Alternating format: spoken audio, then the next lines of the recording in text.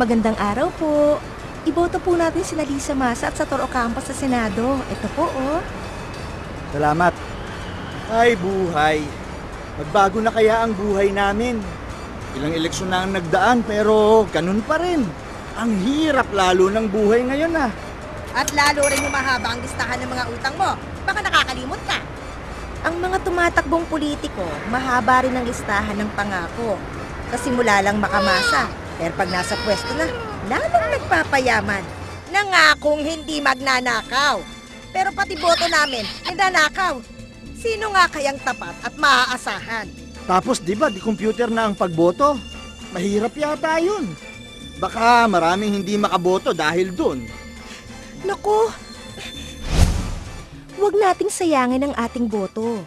Kung naghahangad tayo ng makahulugang pagbabago, dapat ipanalo natin ang mga kandidatong tunay na kakatawan sa interes natin. Yung mga matagal nang nagtatanggol sa kabuhayan at karapatan natin. Magkaisa at magsama-sama tayo ngayong panahon ng eleksyon sa pagkampanya at paghahalal ng mga tunay na kinatawan ng mamamayan. At sa Mayo 10, 2010, dalhin ang inyong voter's ID at tumungo sa inyong presinto. Magpakilala sa Board of Election Inspector, kumuha ng balota at pumunta sa voting area.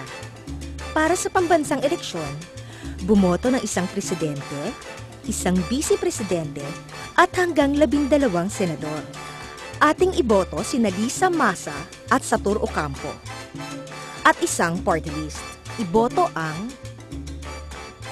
Sa likod ng balota, bumoto para sa inyong mga lokal na kandidato. Pagkatapos bumoto, lumapit sa PCOS machine at ipasok ang inyong balota. Magpalagay ng indelible ink sa kanang hintuturo at pumirma sa inyong pangalan. Madali lang naman, diba? Pero hindi porket automated na ang eleksyon. Wala nang aberya o wala nang dayaan. Sama-sama nating bantayan ang ating boto. Anong pwede kong gawin? Maaari kayong magbantay sa botohan at bilangan. Tayong lahat ay maaaring mag-report ng anumang aberya sa eleksyon. Ng katiwalian, pandaraya, o karahasan. Maaaring i-text sa... May magbago na kaya? Nasa ating kamay ang pagbabago. Tayong mamamayan ang kikilos para makamit ito.